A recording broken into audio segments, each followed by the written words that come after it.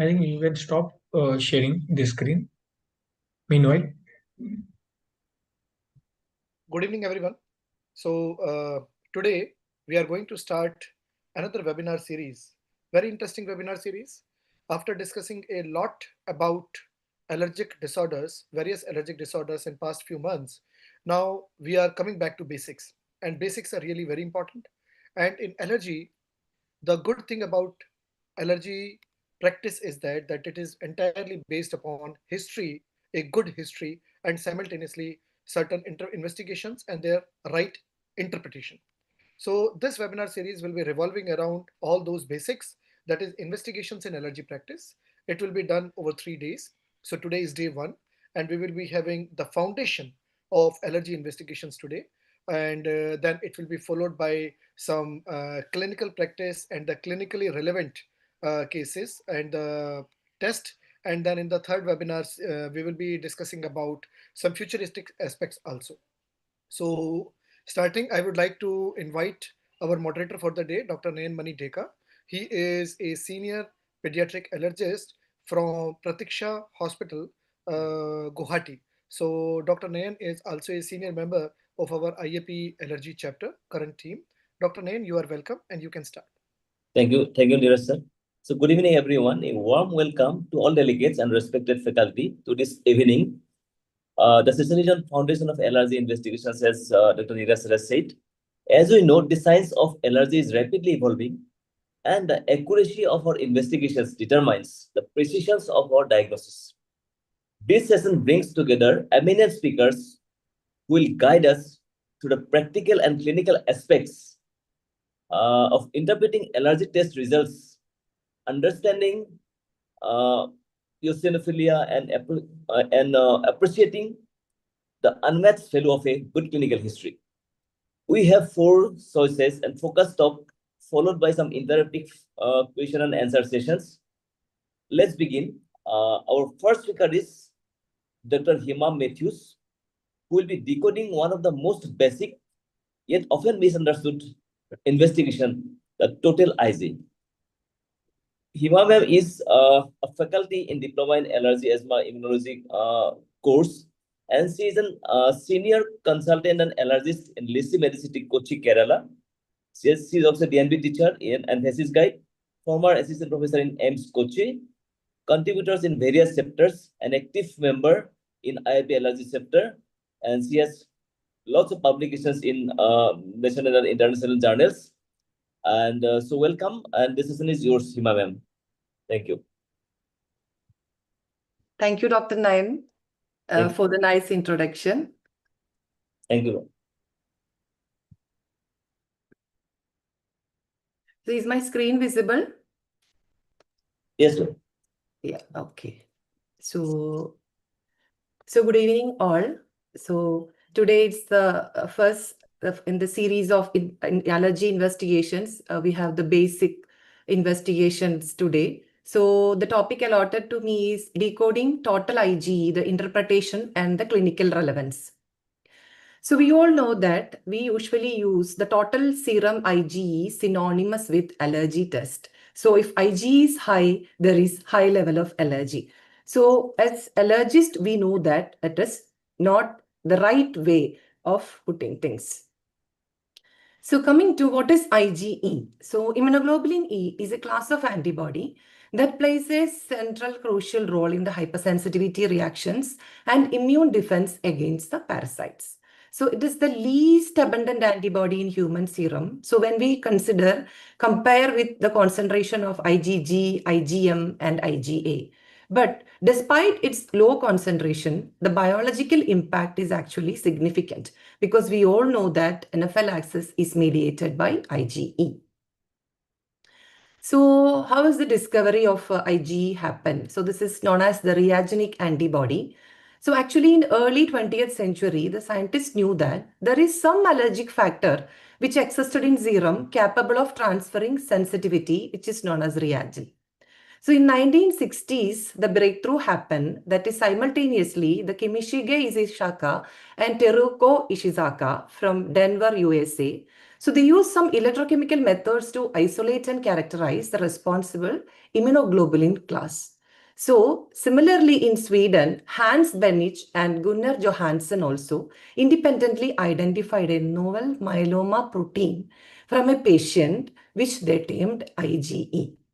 So this both group actually published their findings simultaneously in 1967, establishing IgE as a distinct class of antibody which is responsible for allergic reactions. So this is a picture of Kimishige Ishizaka and Teruko Ishizaka. So actually the discovery of IgE was a breakthrough in the field of allergy and immunology. So what are the facts about immunoglobulin E?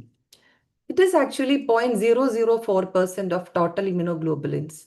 It is present in a healthy person's serum at extremely low concentration. So the half-life is 2 to 2.5 days, and it is mainly involved in type 1 hypersensitivity reactions, and it cannot activate the complement system via the classical pathway. This is the basic structure of the IgE antibody. You can see the heavy chain, which is in green in color. You can see the light chain, which is either kappa or lambda. We can see the 4 constant regions also. And it has got 2 receptors, Fc epsilon receptor 1 and Fc epsilon receptor 2. So the molecular weight is around 1.9 lakh Dalton. 170 kilodalton is protein, 20 kilodalton is carbohydrate. It is a monomer. Like IgG, there is no subclass for IgE. It cannot fix the complement, and IgE does not cross the placenta also. The half-life I have already mentioned, it is 2 to 2.5 days, and it has got a secreted as well as the membrane-bound IgE forms. And the structure I have already explained. So what are the standard units in which the total IgE is explained? The standard units are international unit per ml, kilo unit per liter, which is also equivalent to international unit per ml, and nanogram per ml. So the conversion factor, that is the general conversion factor between the international unit and the mass unit of IgE is 1 international unit per ml is approximately equal to 2.4 nanogram per ml. So different labs may express the units in a different unit. So we should know how to interpret this. This is actually a table which shows the normal values of IgE.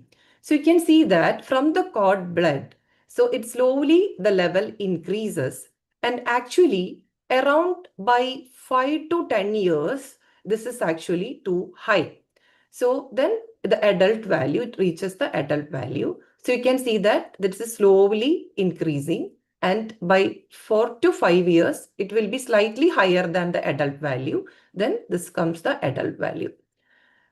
So then you can see that in IgG, IgM and IgA all are represented in milligram per deciliter, and IgE, it is international unit per ml, and that corresponds to 2.4 nanogram. So you can just assume that how much lower is the concentration of IgE in our blood compared to other antibodies.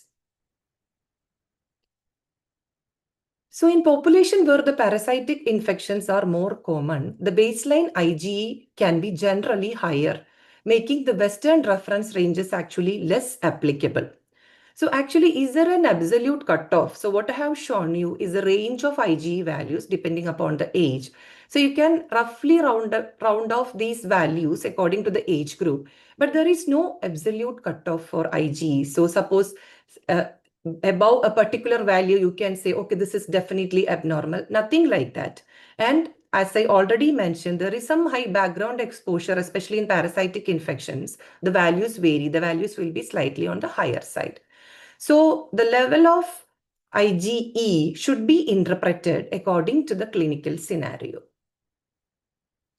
So once produced, what happens to this IgE? It binds to the receptor, Fc epsilon receptor, which has got 2 main types. As I already mentioned, you have got Fc epsilon receptor 1, which is the high affinity receptor for IgE. That is composed of a tetramer alpha, beta, gamma 2, which is present on the mast cells and basophils. And there is a trimer also, which is alpha gamma 2, which is present on the monocytes, dendritic cells, eosinophils, and platelets. Actually, this tetrameric form is responsible for immediate hypersensitivity reactions. And you have a low affinity receptor also, which is the receptor 2, which are found to be expressed on B cells, monocytes, and dendritic cells. I think this you all are familiar with. You know how the degranulation occurs, what is the immediate response, what is the late phase response, what are the molecules and the mediators, the primary and the secondary mediators involved. So I'm not going into the details. Now we will look into what are the causes of an elevated IgE. So there are a lot of causes which can cause elevated IgE. The first one, of course, the common one, which could be atopy, it could be food allergy, dermatological conditions like eczema, urticaria, then immunodeficiency syndrome. So it could be any inborn error of immunity, and also we have got hyper IgE syndromes. Then comes the infection. So the infection, either it could be fungal like Aspergillus, Candida. It could be viral like HIV, CMV, EBV, and also in mycobacterial infections. Then comes the most common cause, what we see in India, that is parasitic infestation, especially helminthic infection. Also in protozoa like malarial infections. And you can have malignancies, not only the lymphoreticular malignancies, you can have solid tumors, which also causes elevation of IgE. Then comes the inflammatory conditions like vasculitis. Then you can have Kawasaki, PAN, Church-Ross syndromes. All these things can cause inflammatory arthritis, and vasculitis can cause elevated IgE levels. Then comes the dermatological, any blistering diseases or any idiopathic cause which involves the skin can cause raised IgE. Of course, other systemic diseases like medications, alcohol, cystic fibrosis, etc. So you can see that it is not only atopy or allergy which raises the serum IgE. There are a lot of other factors also which can cause an elevated IgE level. So what are the conditions which causes extremely high IgE levels? You can have allergic fungal disease, lymphoreticular malignancies, HIV infection, parasitic infestation, atopic dermatitis, Netherton syndrome, hyper IgE syndromes, as well as IgE monoclonal gammopathies or IgE myeloma. So what are the techniques? Sorry for a little bit crowded slide. So what are the techniques to perform an IgE assay? So you have got ELISA, the enzyme-linked immunosorbent assay, which is widely used. Actually, in this, the patient serum is added to a test plate, which is coated with an antibody, which capture IgE. Then antibodies labeled with an enzyme is then added, which will bind to the captured IgE. So something like a sandwich assay. So a substrate then is added, which the enzyme converts into a colored or a light-producing product. So this the signal intensity is measured to determine the IgE concentration.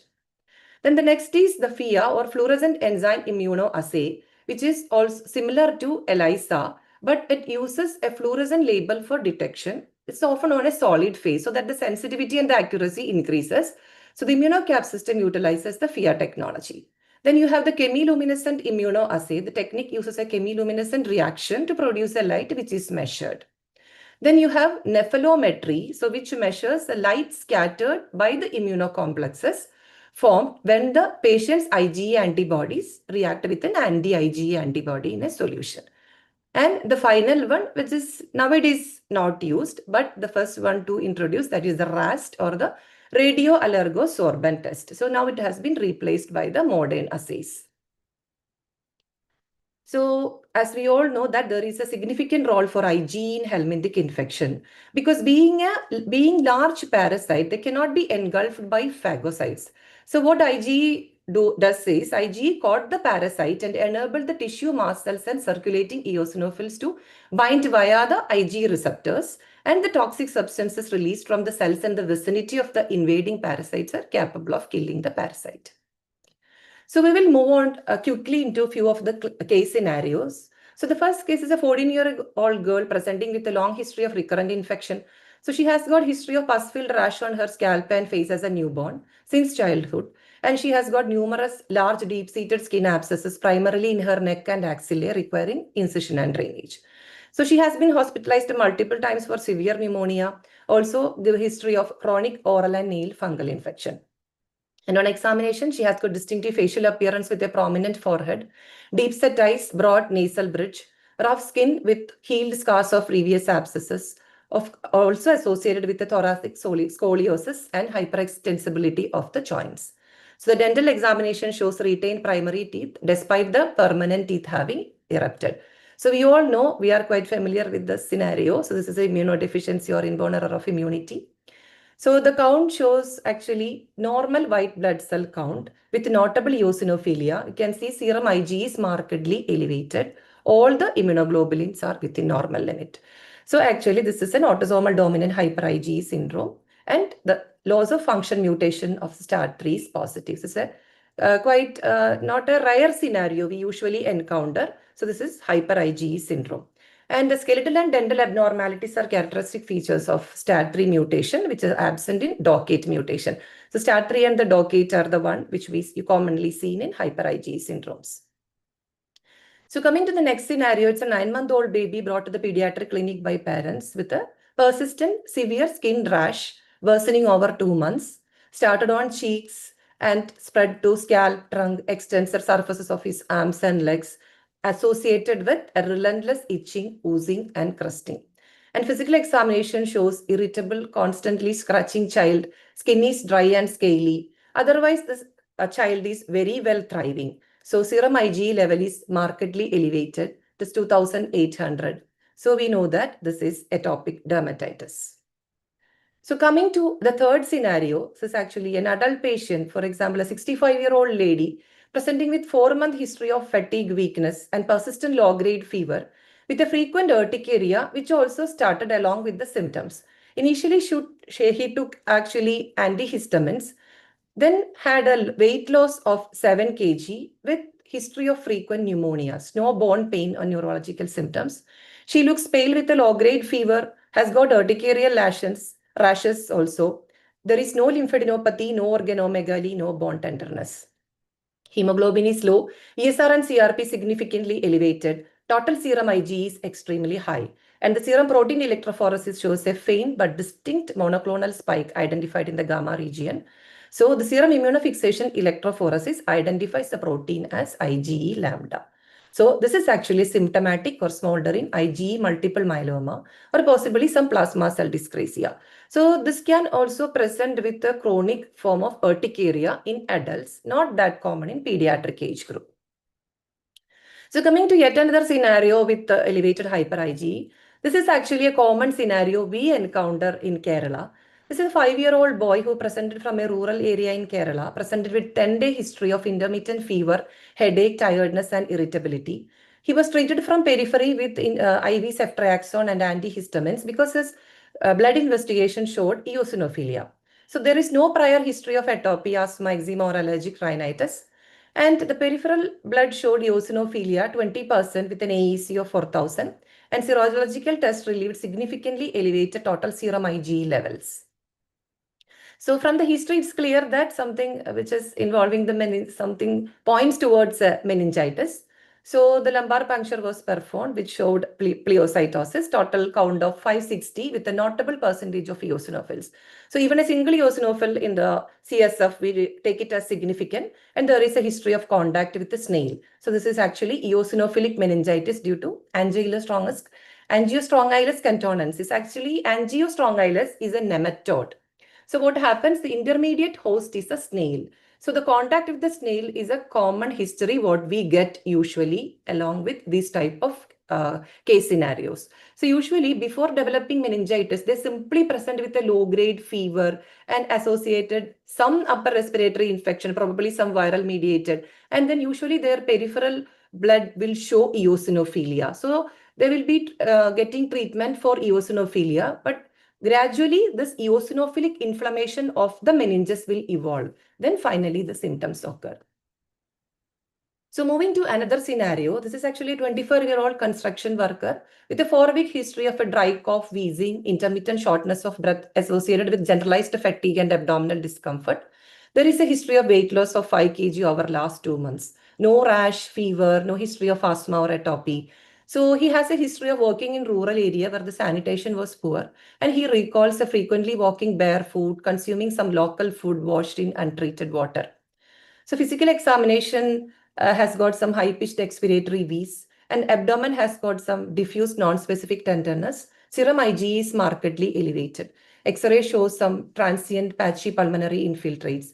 And the stool examination shows Ascaris lumbricoid. So you can have lung involvement also. You can have larva migrants, visceral larva migrants, as well as a picture similar to a Loeffler syndrome.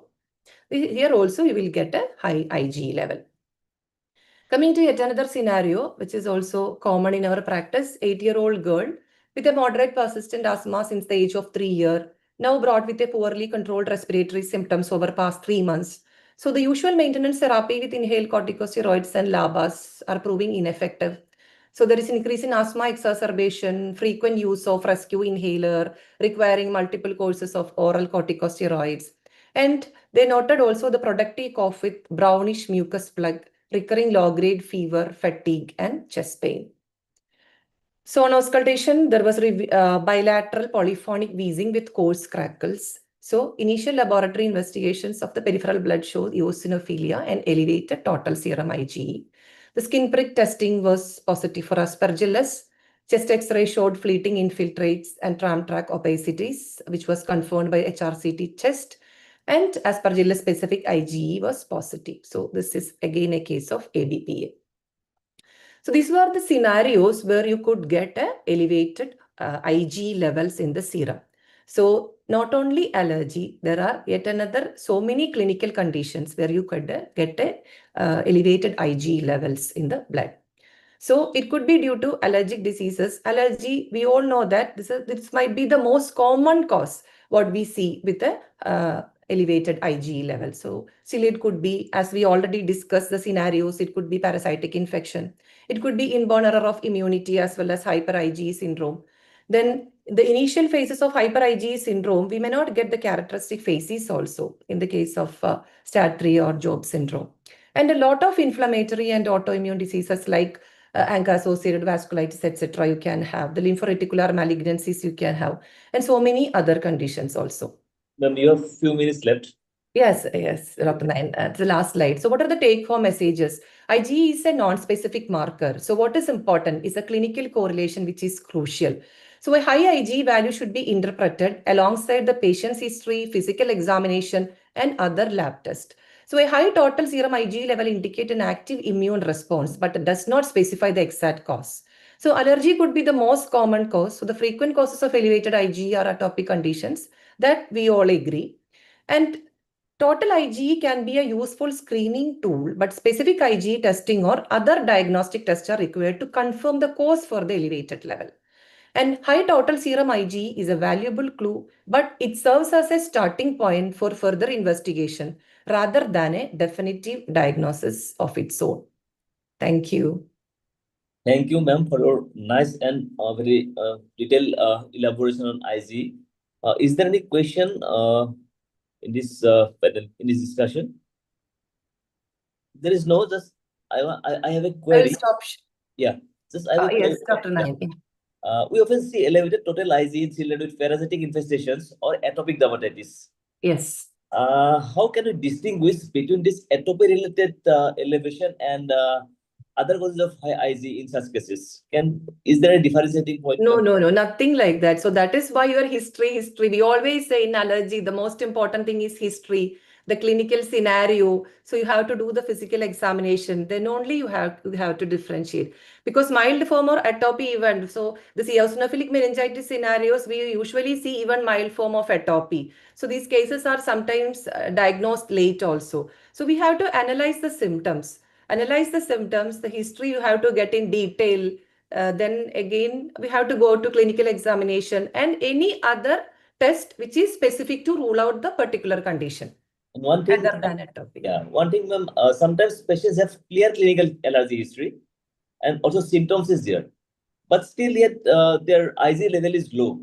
So, or sometimes borderline elevated. How will you interpret this case, ma'am? So because the specific IgE levels can be still high, the total IgE, it's not actually a diagnostic tool for allergy. So it is not necessary that total IgE is always elevated. So that is why when we learn allergy, we always say it is actually, which is not that important, or we cannot rule out allergy if total serum IgE is low. Because still even with a 10 or 15 total IgE, you can have a specific IgE high for a particular allergen. So we cannot rule out that like allergy with a normal IgE. Thank you so much. It supports your diagnosis, but cannot rule out. Thank you. Is there any questions? Dr. Nayan, I would like to ask one question. So first of all, excellent presentation, Dr. Hema. Thank you so much. Thank you, sir. Like as a general guide, I'm just asking a question. Like for an example, if a patient is coming to us with a serum IgE value, total IgE value. So one patient who is coming to us, let's say with a serum IgE value of 500, another one comes with 5,000, another comes with 40,000, another comes with 1 lakh, 1.5 lakh. So my question to you is, I can definitely understand that there are so many differentials, which I can understand. But still, as a rough guide, like uh, can you tell something as a flow chart that okay, if a patient is coming with a IG level less than 5,000, you can probably think about this. More than 10,000, you can probably think about this. Something like that. Because in which situations or in which on which numbers we should definitely not think about allergy. We should think something beyond which is going on. Could be hyper IG, could be immunodeficiency. For an example, if a patient who is coming to us with a 70,000 IG, definitely this 70,000 IG cannot be explained by allergy. And on the first visit itself, our antenna should be ringing that there is something else which might be going on. On the other hand, if a person who is just coming with 500, then at that time probably hyper IG is not a possibility, probably something else. So can you please tell something as a yardstick, rough yardstick or something like that? Can you please tell something like that? So actually, very high IgE levels are usually associated with hyper IgE syndromes, associated mutations. Then even atopic dermatitis also still we can. So maybe we can take, I couldn't get a particular guideline regarding above a particular value we have to consider this total serum IgE diagnosis maybe to consider. But still for hyper IgE syndrome, the values will be definitely high. Usually we will get a more than 5,000 value for hyper IgE syndromes. I completely agree with you. So, and there is no literature like that which is available. I completely understand. So, I also searched for the literature sometimes back, and then whatsoever I was able to gather. So, there is no clear guideline. Completely agree. But a rough guide could be that if a person who is having probably numbers something up till 5,000, like could be 500,000, 2,000, 3,000, up till 5,000, then they can still be explained by allergy. If it is 5,000 to 10,000, then it could be either allergy or we should start thinking of something else also which is going on. But once you are in 5 digits, that means 10,000 and above, then at that time we should keep a high index of suspicion. Yes, definitely there might be there is something else which is also playing, and we need to really follow this patient very carefully rather than just ignoring the total IgE. So Agree, sir, agree. so Totally. sometimes this is many times patient, even I completely agree with the severe eczema, severe Yes, excoriation, severe they eczema, usually yes, come sir. with very high IgE because as the skin, the the degree of bad skin or the affected skin is directly proportional to the high IgE level. So that can also happen, which can be simply allergy. But And I usually keep it like that as a rough guide. And usually, sir, we suspect that it could be some immunodeficiency also. Whenever we get severe form of atopic dermatitis, the close DD is inborn error of immunity. Right. One more message which I just wanted to share is that it is just with a personal experience. Like one of the patient who presented with eczema, typically it's 6 months, 7 months or so, and then high IgE levels. We did everything, and then uh, when we seems to be typical atopic dermatitis. When we worked him up, then came to know that other immunoglobulins, there was problem with the IgM, and then there was thrombocytopenia. It was actually viscous Aldrich. Fort Aldrich. So we should not only think about IG alone. We should think a complete picture, Yes. and sometimes other clues can also be helpful. So Yes. once again, very nice presentation, Dr. Hema. Thank you so much, sir. Thank you for Thank you. Thank you. Thank you. So moving on our next talk, just deeper into the realm of in vitro allergy basically test, which is focusing on specific IgE and component result diagnostic testing, and which are redefining how we identify allergen with precision. To take this important session, we have with us Dr. Bikram Patra. So Bikram Patra need no introduction basically. Sir is practicing in Navi Mumbai, and also sir is an active member in our intensive care sector, executive body member, and also he is affiliated to consultant pediatric allergy in Apollo Hospital, MGM New Mumbai Hospital, Navi Mumbai. He has multiple publications.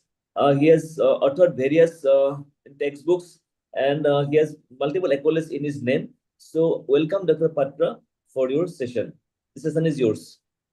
Thank you, Dr. Nayan. At the onset, I would like to thank Dr. Neeraj Gupta and IIP Allergy chapter for giving me the opportunity to present on this topic because this is a confusing topic which test to be ordered.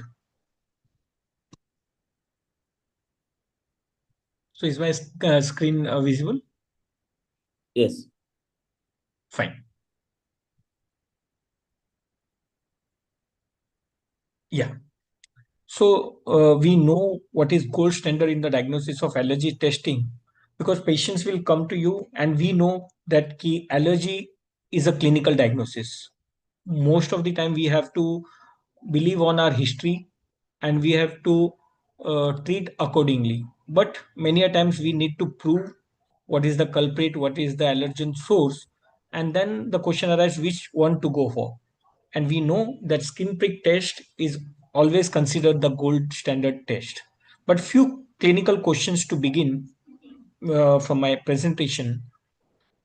Can we do SPT in all suspected allergy patients? Are there some contraindication to do skin prick test? Next question is, can we 100% rule out sensitization if skin prick test is negative? And for an example, if two patient comes to you with positivity to or skin prick test positive to peanut or milk or some other allergen, but can they have different clinical or immune stories? So these are quite possible in our day-to-day clinical practice. So what is the solution then? Before that, if I go through the diagnostic workup suggested by various bodies, YAKI. So first is when you are suspecting allergy, individual history, clinical symptoms, clinical findings will lead you to the diagnosis of allergy. And then we need to prove by doing extract-based sensitization test. So we have skin prick test and we have serum-specific IgE test, which are dependent on the crude extracts. Then the next steps comes to go for molecular-based IgE diagnosis to find out true sensitization. We'll be discussing in detail. And then optional challenge will be there, and then therapeutic approach we will be having. So coming to a case, a child with convincing history of peanut allergy develops urticaria. Skin prick test comes negative. Serum specific IgE is positive, and oral challenge test is failed by the child. So what it means? Can it happen? Yes, it can very well happen because we know that we don't have standardized allergens over here. And when it comes to fruits, vegetables, we don't rely on the the allergen extracts. And many times this protein like peanuts, nuts, lentils, even the representation of the allergens is many times poor. So sometimes the skin test misses it. And that is maybe because of the poor extract quality, maybe inadequate training or hands-on experience by the person who is doing skin prick test, and many a times because of the poor technique also. So all these things can result in negative skin prick test, but that doesn't mean that I'm favoring serum specific IgE above skin prick test. But these are the things which we should keep in mind. First thing I've mentioned, the history is convincing and still skin prick test has come negative, then we have to go for serum specific IgE. So why in vitro testing? Because again, I'll say it does not replace the prick test. On the contrary, it complements it. So when we do it, when a child is on antihistamine, some dermatosis is there, safety concern is there, parents are not willing, despite your counseling, then we have to go for. Now, when we compare skin prick test, serum specific IgE, the fight is always there which one to prefer, because skin prick test requires intact skin. It is affected by antihistamines and other medicines if we are taking. But the advantage is that it is a rapid test. The results come within 20 minutes. Whereas serum specific IgE test, it works regardless of the skin condition, unaffected by antihistamines, standardized, reproducible, and it's a quantitative data. The only disadvantage, it is costly and takes time. And advantage, one more advantage of serum specific IgE test, if a patient is recovering from anaphylaxis, we cannot do skin prick test for next 4 weeks, whereas serum specific IgE test can be done. So when to use? Again, I will highlight severe dermatographism or widespread eczema is there. That means the skin is not suitable to undergo skin prick test. Then post anaphylaxis, as I mentioned, poor SPT quality or equivocal results. And if you want to know whether whatever is coming positive on skin prick test, whether to assess cross reactivity, I'm talking about in vitro testing per se. Now the immunologic basis, now specific IgE we are going to measure is the molecular footprint of sensitization. It is going to show that a person is sensitized to some allergen. Now, IgE is bound to high affinity receptors on mast cells and basophils, and free IgE circulates in the serum. So, in vitro assays detects this circulating allergen-specific IgE.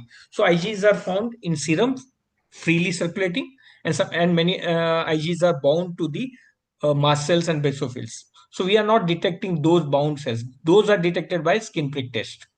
So if I go to the basics of immunology, after exposure to allergen, the dendritic cells take it present to the naive T cells.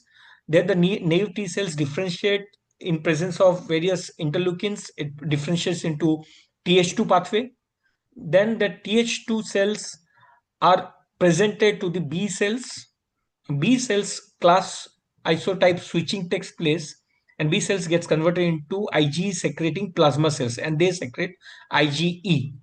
So this circulating IgE is being measured by the serum specific IgE in vitro testing. Whereas once this IgE is bound to the mast cells, they can be detected by skin prick test. Now, what happens on repeat exposure to allergen? So, if a patient takes some allergen or exposed to allergen, there will be cross-linking of two adjacent IgE leading to degranulation of the mast cells. And this is what we are doing in the skin prick test, right? So we are introducing the allergen. Now, various platforms are there for doing in vitro test. Most commonly, what we use is immunocap method. It is the fluorescence enzyme immunoassay. More than 600 allergens are being tested. There is a range from 0.1 to 100 kilo unit per liter, and it is widely validated. Then other methods are there, Imulite, Euroimmune. Euroimmune is the ELISA-based technique, which we don't prefer. We prefer immunocap. So if we are sending some sample for serum-specific IgE, we should mention serum-specific IgE against so-and-so allergen by immunocap method. Now, the immunoassay principle, what is it? The allergen is coupled to a solid phase. So when we talk about immunocap, it's a solid phase, a sponge-like matrix where allergens are placed.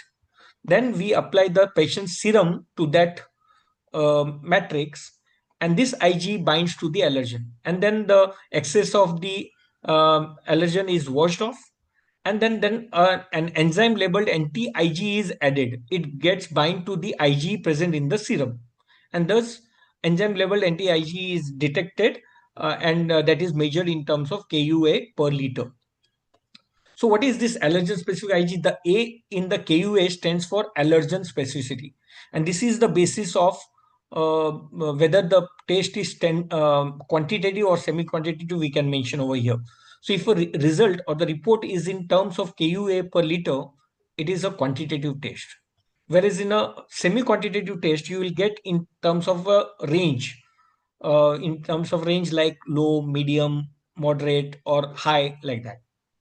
Now, this is just not, it is the allergic sensitivity which is being shown.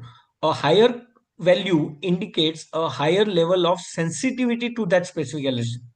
Nothing to do with the clinical severity. So this is a rough table, what we can understand. Anything which is less than 0.35 KUA per liter, straight away this is a negative test, right? But if the range is, if it is above 0.35 but less than 0.69, it's doubtful. We have to correlate with the history. But if it is more than 0.7, that is more than the 2 times of the cutoff 0.35. Remember this, then possibility is there, but still you will not say positive result. Okay, and the possibility increases if the value is more than 10 times of the cutoff, that is more than 3.5, then the possibility is more, The likelihood is more if the value is more than 50 times, that is above 17.5, and very likely and extremely likely if it is more than 50 or more than 100, extremely, then there is a clinical correlation is more. This likelihood is not the severity, is the correlation of with the clinical condition. So interpreting the numbers, what does this 0.35 KUA A per liter really mean? It reflects the binding intensity, not the clinical certainty. So what is the capacity of that antibody to bind with the allergen? So probability of reaction increases with level, but threshold doesn't tell about the diagnosis. A patient with a value of 20 may not be symptomatic, whereas a patient with level of 10 also may be symptomatic. So understand, the value is not going to tell about the clinical threshold. So context is the key, correlate with history and challenge outcome. So when the results can be misleading. Now, if cross-reactive carbohydrate determinants are there, then multiple things may come positive. So you must have come across various panels of serum-specific IgE. That's why we always advise in all our forums that we should never send panels for serum-specific IgE. We should always send if needed, and if we cannot do a skin prick test, we should send individual depending on the history. Panels are costly and you may get false positive results and you may ask the patient to stop everything. Okay, and another condition, whereas high total IgE. If high total IgE, as discussed in the previous talk, there are conditions where, like atopic dermatitis, the total IgE may be high, and that will give false positive results because they will have non-specific binding. And if the allergen extract, like in the skin prick test, if some component is missing in the extract, we can have false negative. If the storage of the sample, timing of the sample, and the processing of the sample is not proper, then we can have poor results. So limitations of traditional testing, be it be skin prick test or serum specific IgE, we have cross reactivity and false positive results. So allergen extracts contain multiple proteins, leading to possible false positive.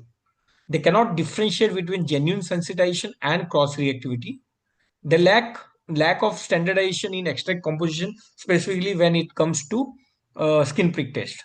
So risk of over or under treatment due to imprecise diagnosis. So I'll give you one example to understand this. This is a case 1, case 2. So both, so this case 1 is 7-year-old boy, atopic dermatitis, history of anaphylaxis to even a small peanut dose. He develops generalized urticaria, angioedema, wheeze, vomiting within minutes of consumption. On doing skin prick test, his skin prick test is positive 8 mm of mercury, 8 mm wheel size, and the serum specific value is 45. So definitely it is more than what we talked about, more than 10 times, right? So, and the case 2 is 10-year-old girl, seasonal birch pollen rhinitis, oral itching on consumption of raw peanut. Oral pruritus, mild lip tingling, but no systemic reaction as with the case 1. Even in this case also, skin prick test is positive and the serum specific IgE is positive.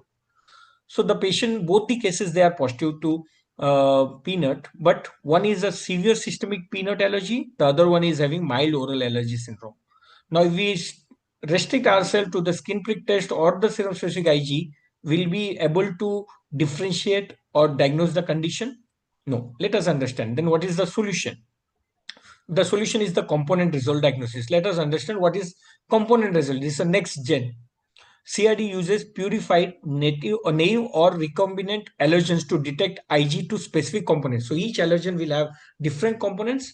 Now till now we were detecting the Ig to the crude extracts. Now we will be detecting Ig to the specific components. Now extracts, they are generally heterogeneous mixtures.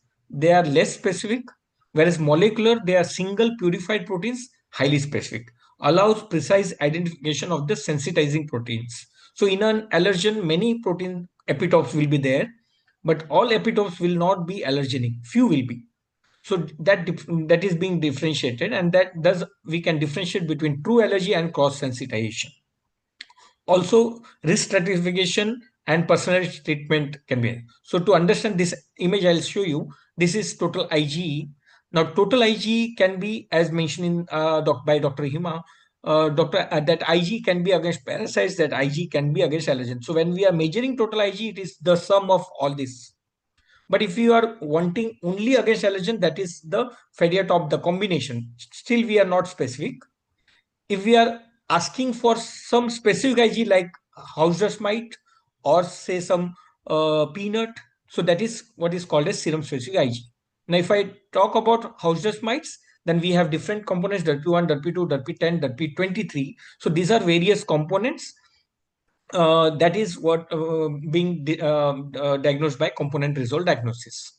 So you can see, for example, this is a birch pollen, the peanut, and the apple. So all these are the crude extracts. But if I talk about these have green and blue, these have brown and blue, these have red and blue. These are different epitopes. Now these are the main marker or the specific allergen component for each of them. But whereas the blue is common, and these are the cross-reactive allergen component. So if a patient is sensitized to this, so everything on skin prick test or serum specific IgE will come positive. So if I go for component result diagnosis, I will be able to find out whether the patient is sensitized primarily to birch, peanut, or apple. So we have different platforms: ImmunoCap, ESAC microarray with 112 components. ImmunoCap has come out with single plex now recently. Now we have LX and LX2. Multiplex ELISA based includes total IgE around 296 components, and urine line blot assay with visual or densitometry reading. So when to use what? This is very important, because if we don't understand, we will be abusing this component result diagnosis. So single plex always do when you suspect specific allergens. That will help you in reaching a therapeutic protocol. Now multiplex ideal for polysensitized. And if the clinical picture is not clear from the history or even the skin prick test, then, and in case of anaphylaxis, food allergies, we may go for multiplex. Now, singleplex, multiplex, IgE output, quantitative, multiplex are semi-quantitative in urine, but whereas in LX and this is quantitative. Even ESAC is also quantitative. Cost, it is higher per test. It is cost effective in complex cases. Utility specific when it is broad allergen profile. Now, clinical use, genuine sensitizers versus cross-reactive, as I mentioned. Then component, we can determine whether the patient is sensitized, has got monosensitization or polysensitization. That means multiple genuine sources, or pan-allergen sensitization is there. Important for predicting disease persistence and severity also. Quantitative interpretation is also helpful. Higher levels of IgE correlate with stronger sensitization, help prioritize allergens in immunotherapy. Which one, whether it is polysensitized or which one is the true or the marker allergen or the specific primary sensitizer. CRD in clinical decision making, like identifying patients who would benefit from AID, also can be predicted at the beginning only. Now, when it comes to food allergy, helps identify there are stable allergens as well as labile allergens. Now, stable, this is the stability, the profile, profilins, PR10, lipid transfer proteins, and storage proteins. So the storage proteins, these are stable proteins, and more is the stability, more is the risk of having severe symptoms. If I come to our case, peanut allergy components, now we have peanut, there are different components, RH1, 2, 3, 6, they are all stable, high chances of anaphylaxis risk. So our first case may be having either of these, whereas case 2 may be having this thing RH8, which is a cross-reactive protein with the birch pollen that is labile and causes only oral symptoms. So RH2 is the most predictive of clinical reactivity and severity. So if a patient comes to you with anaphylaxis, you can think of RH2. Now coming back to our case, so in our case, case 1 has H1 positive, H2 as well as H3, H6. So H2 is highly positive, whereas the mild oral allergy syndrome are H8. Now, similarly for cows milk allergen components, now we can have two patients. One may have reaction, severe reaction to milk, and one may not have severe reaction, also just mild. So these are, we know milk has got two components, whey and casein. Now whey proteins or whey components are alpha lactalbumin, beta lactalbumin, beta globulin, sorry, and bovine serum albumin and immunoglobulins. So these are all whey. So these are heat labile.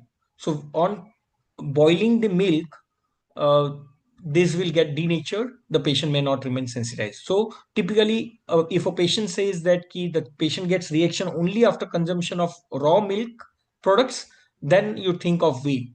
And if the patient tells that the patient has shown reactions even after consuming cooked or boiled milk, then that is casein group.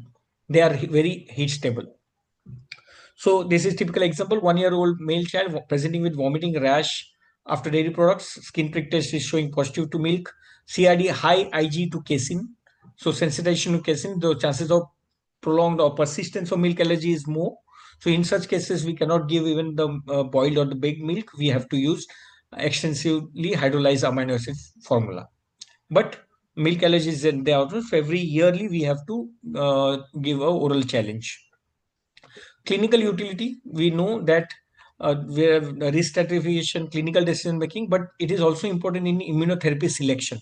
I'll give you one example also. So if we talk about respiratory allergy, we know that majorly we get house dust mites. So in the house dust mites, we have major allergens: DERP1, DERP2, DERP23. These are the major allergens. This indicates food sensitization, whereas minor allergens like DERP10, it indicates cross reactivity. So CAD can help tailor immunotherapy. So this is to give to one example. This patient presented with respiratory symptoms. So on skin prick test, you can see the measurements of DF 15 wheel size, DP4, Blomia 6. The serum specific IgE is also more than 100. So highly, very highly or extremely high. So even the cockroach is also positive, even on skin prick test as well as specific IgE. So in this case, before starting immunotherapy, when I went for the component result, we can see that whatever the serum specific IgE is more than 100, it is because of the DERP10. So what it is? So it is a cross-reactive protein, maybe because of the cockroach or prawns. That is the primary sensitizer. So in this patient, if the primary sensitizer is uh, cockroach or the prawns, so the patient will not respond to immunotherapy. I can avoid immunotherapy in such patients. So these are the cross-reactive components. So another example for this case, the wheel size is less, but when I went for the component here, you can see DERP1, DERP2 are. So mind well, this is not a multiplex. These are singleplex. I sent component only for the house dust mites because, as I mentioned, singleplex when to do when you are having a specific allergen you want to know. This is a guideline. We know how it helps because of the component. If skin prick test is positive to Blomia DPDF, then you have to send the CRD. If Blomia is positive but DFDP is negative, then what to do? You have to give Blomia slit only. But in our country, we don't get only exclusive Blomia. Many times, what we can get DPDF positive but Blomia is negative. Then don't go for component. You can directly start slit for DFDP. Why? Because Blomia also contains the tropomycin, right? The DERP10 component is there, which is there. So if on skin prick test Blomia is negative, then for sure that DERP10 component is not there. Whatever positivity is there, it is because of the primary sensitizer, DERP1, DERP2, or DERF1, DERP2. But if all are positive, then there is the confusion. Then you go for the component for Blomia, T12, T5. T5 is considered to be the marker for the Blomia. If T5 is positive, then you have to include Blomia in this thing. And if Blomia is negative and only DERP is there, then go for only DFDP. And only DERP10 comes positive or T10 comes positive, as in our first case, Hellman sensitization you have to explore and you have to look for other primary sensitizer. Now, summary: primary sensitizers and cross-reactive. So when it comes to house dust mites, I already mentioned for ragweed, mugwort, timothy, Bermuda grass. So all these are primary sensitizers. If you come across a multiplex report, if these are positive, then you should consider. If these are positive, these are cross-reactive. So CRD is not always a picture perfect, as I mentioned. Now for this case, skin prick test, histamine was 5/5, saline is 2, house dust mite is 5/2. So this patient was labeled to have house dust mite positive, right? And that patient unfortunately was subjected to component resolved multiplex test. So clinical feature was matching, but still it was same. So now the report came like this. Now the physician is confused. How come it is positive? So what is the problem over here? because the skin prick test is only wrong. We say more than 3 from the negative, and this is 5/2. So generally this is negative report. So on skin prick test only was negative. We could have stopped spending expenditure of the patient. Dr. Bikram, Sometimes we you have may, yeah, few yeah, minutes left, 2 3 minutes. yeah. So I'm finishing. So this is, sometimes you may get this kind of reports also. So if you don't have proper knowledge, this multiplex may confuse you further.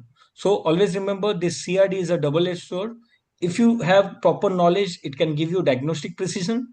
But if you are not thorough with the CRD, don't go for it, because it will increase to your confusion rather than helping you. So there are challenges and limitations, as I mentioned.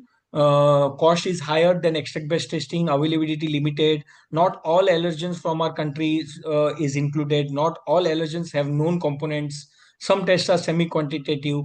IG binding does not always predict clinical reactivity. And most importantly, it needs, the interpretation needs an allergist expertise. Thank you. Thank you, Dr. Bikram, for such a clear explanation of how molecular diagnosis can refine our allergy practice. So I'd like to ask one question to you. Given the cost and limited availability of this CRD, how can CRD be rationally incorporated in routine allergy practice in India? Are there priorities and allergies or patients groups where it can be most sense to start with? So as I mentioned, first step, we have to go stepwise. You go with the history first. We cannot skip skin prick test. If we cannot do skin prick test, go for serum specific IgE. If there is confusion, then only, or if polysensitization is found, then only we should order multiplex. Otherwise, we should not order multiplex at any cost. It ranges in the cost from the range from 12,000 to 16,000 to 22,000 also. So it's a huge amount to be spent. So Single plex, rather if we are, is it yeah, available? Single plex. single plex are now available by immunocap method, and they are very relevant. I showed both the reports. They are single plex for dust mites. So each component, I could have sent only derpy one also, that will cost around 1100 to 1400 somewhere. It, only single plex 1100. Yeah. Yeah, we can go So for many labs, they've come across with the panel of all these single plex. Like if I want to go for derpy 10, derpy 1, derpy 2, derpy 23, so all these four comes at a cost of around 4800 to 5000 also. Okay. So 4 times the cost is spared. Okay. Is there any other questions? I think there is no questions. Then we can go to the third session. So from immunoglobulins, we now move to another common laboratory findings that often puzzles clinicians, that is eosinophilia. So our next speaker is Dr. Mosham Maro. We'll discuss hyper-eosinophilia and how to investigate, a highly relevant topic in both allergy and general pediatrician. So just brief introduction to Dr. Mosham. Dr. Mosham has completed her medical training in pediatrics and further specialized to allergy asthma fellowship endorsed by American Academy of Allergy, Asthma and Immunology. She has also trained in advanced fellowship in Sheffield Children's Hospitals in UK and UCLA in USA, which is special focus on biologics, food allergens, immunotherapy, and anaphylaxis management. She currently heads on Allergy and Asthma Center in Thane and is also associated with MRR Hospital. Her practice caters to children and adults with food, skin, and respiratory allergies. Please join me in welcoming Dr. Mosham Maro. So this session is yours, ma'am. Good evening. Thank you, Dr. Eka, for the wonderful introduction. So my topic for today is hyper-eosinophilia and how to investigate it. Second. Yeah, the learning objectives for the presentation will be to define eosinophilia and hyper-eosinophilia, recognize the key clinical clues for secondary versus primary causes, know which investigations to order stepwise and why, identify the red flags for referral or systemic involvement, and understand how to interpret the results and narrow down the differentials. So before we move on to make eosinophils the culprit of the lecture, I would just like to give you all a little idea about what are the eosinophils, how are they produced, and what are the functions. So eosinophils, as you can see, are produced in the bone marrow from the differentiation of hematopoietic stem cell progenitors.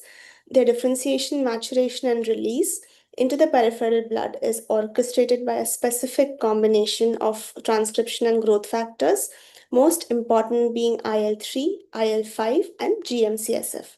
These cytokines are produced by the Th2 polarized CD4 plus T cells, type 2 innate lymphoid cells, mast cells, mesenchymal cells, as well as the other eosinophils themselves. In the physiological state, eosinophils are recruited to the different tissues in the body by eotaxin and other chemotactic mediators.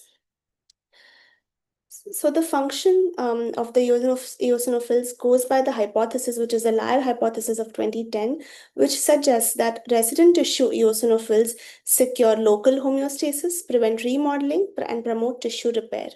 They form an integral part of the innate immunity. So in the bone marrow, it brings about the maturation of the plasma cells and the T cells. In the intestines, it brings about maintenance of the secretory IgA. It brings about tissue regeneration and repair in the intestines, in the mammary glands, and the uterus.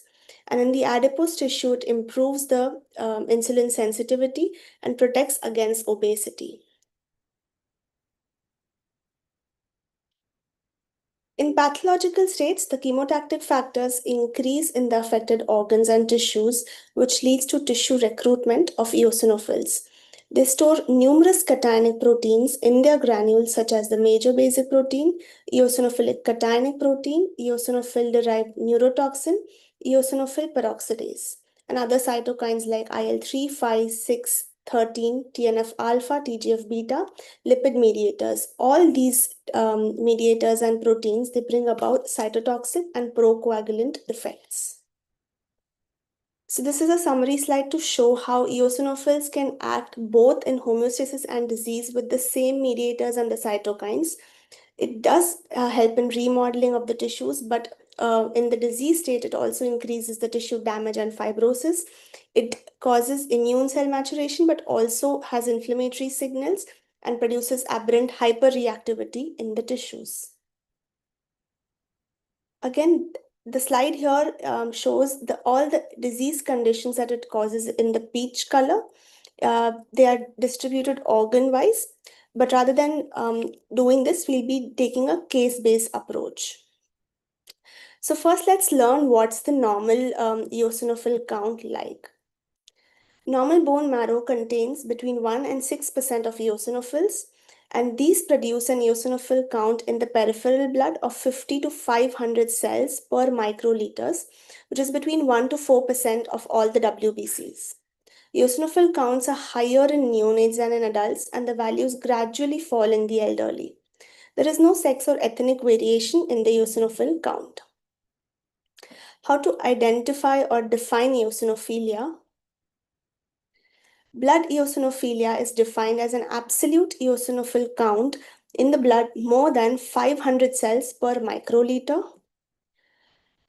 Hypereosinophilia, on the other hand, is a more severe grade of eosinophilia. So here it is defined as an AEC of more than 1500 cells per microliter on 2 or more occasions, and or tissue eosinophilia.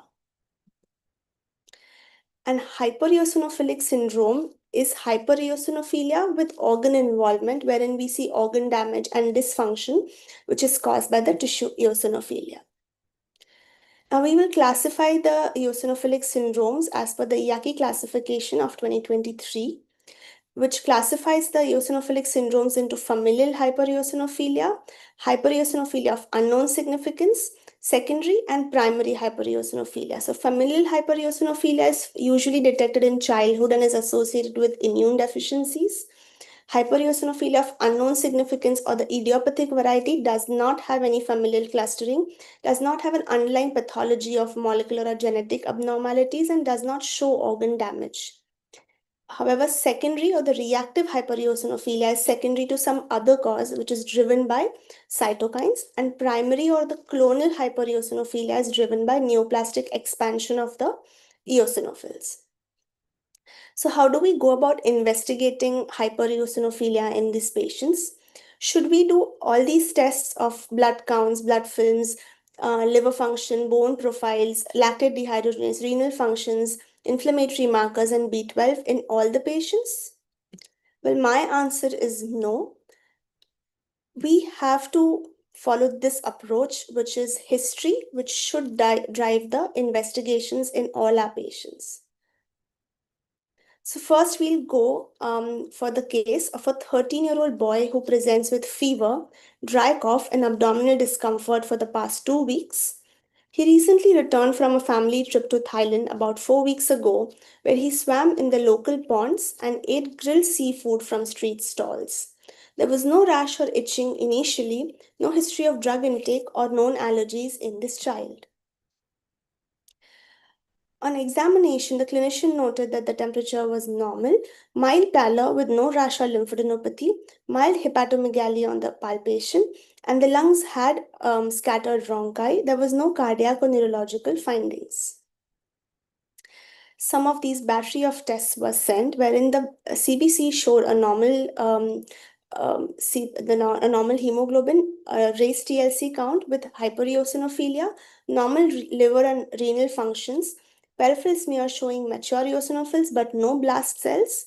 Because the patient had abdominal complaints, a stool microscopy was sent which showed positive for strongyloids larvae. Chest X-ray was showing perihilar infiltrates, raised IgE, and the blood culture was negative for this patient. So here the diagnosis will be a strongyloidiasis with reactive hypereosinophilia, which is basically secondary to this parasitic infection. So let us discuss this case. Always ask for travel history, especially exposure to soil, ponds, or street food in endemic regions. Parasitic infections are the most common global cause of hypereosinophilia. The absolute eosinophil count of more than 1500 with pulmonary or GI symptoms should trigger the history of parasitic infections and lead to the evaluation for same. Stool examination remains the first line test in these patients. We may consider serology if stool is negative, but the suspicion of infections is high. In certain cases, we may also send filarial serology when we are suspecting filariasis, where the patient has thickening of the tissues or of the limbs, or sputum serology. Treatment will be ivermectin or albendazole. Patients have to be monitored with the absolute eosinophil counts. Within 2 to 3 weeks post-treatment, it usually normalizes. We should avoid giving steroids in these patients because there can be a chance of hyperinfection syndrome. There is one question, however.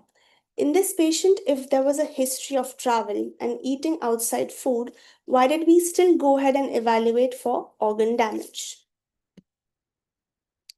The answer is organ dysfunction associated with high eosinophil count and toxicity can occur regardless of the cause of hypereosinophilia. So here the patient's cause was parasitic infections, but the eosinophils can still go ahead and infiltrate all the body tissues and lead to organ dysfunction or end organ damage if not treated in time. Okay. Now we'll go to the second case, which is of a 12-year-old boy with a 3-year history of moderate persistent asthma who presents to the clinician with frequent symptoms despite regular ICS LABA, that is the MAR treatment. The patient is on age-appropriate doses, however, also required 3 oral steroid bursts in the last year.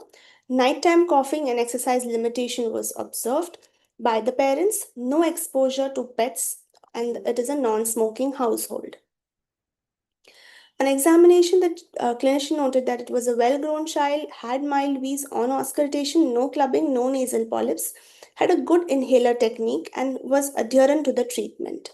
Despite all of these factors, the patient still had uncontrolled asthma. 3 years ago, when the patient first visited the clinician, a CBC was done wherein the total count was normal, the anemia was not there. However, there was a raised eosinophil count in the blood. The total IgE was raised, and the spirometry showed moderate airway obstruction with good post-bronchodilator reversibility. Today, when the patient has visited the allergy specialist, a skin prick testing was carried out after proper history taking, and it showed a sensitization to house dust mite. A FeNO, which is fractional exhaled nitric oxide, was also carried out, which was raised for the patient's age. So anything above 35 for children is considered positive, and here it was 65 parts per billion. The sputum for eosinophils was also done, which again showed 7%, which is more than 3%, and it's a positive reaction. Now let us see each of these things in detail. The diagnosis of this patient was difficult to treat eosinophilic asthma, which is the T2 high phenotype.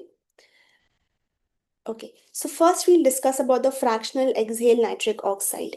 It is a point of care biomarker of type 2 inflammation, which can be simply and non-invasively measured in exhaled air from both adults and children more than 4 years. It is considered as a surrogate marker of eosinophilic airway inflammation. Even though the process of the inflammation is slightly different from the eosinophils, still it does cause the same after effects. In patients with severe asthma, FeNO could predict the responsiveness and clinical effect of selected biologics. It is also useful in other respiratory diseases like cystic fibrosis, COPD, cough variant asthma, and pulmonary hypertension. So in asthma, it has a diagnostic, predictive, prognostic value based on the history of the patient. Usually this is carried out and then the result is correlated with the patient's history. So this patient has a difficult to treat asthma despite a good adherence and good technique. The high FeNO with persistent symptoms helps to upgrade the management to the next step as per the GINA guidelines. So that we can increase the dose of the ICS-LABA management, or we can also use an add-on treatment of biologics. Both FeNO and absolute eosinophil counts can be rechecked after 3 to 6 months for seeing the response of the patient, along with checking the symptoms. In this patient, sputum eosinophilia was also done. Sputum eosinophilia directly represents airway inflammation and helps for phenotyping of asthma, whether it is eosinophilic, wherein 3 or more % of the cells, if they are positive or eosinophilic, they are considered as a T2 high phenotype. Neutrophilic, where if more than 60% of the cells on the high power field are positive or are neutrophils, then it is a non-T2 high phenotype, or it could be an infection or pollution related symptoms. Paucigranulocytic, which is non-inflammatory, or a mixed variety. Sputum eosinophilia and FeNO have additive prognostic value in asthma care. Other tissue samplings for eosinophilia can be nasal smear cytology, wherein raised eosinophils in the smear are useful for evaluation of NAIRS, CRS, aspirin sensitivity, and other allergies. Skin biopsy, CSF, and bronchoalveolar lavage.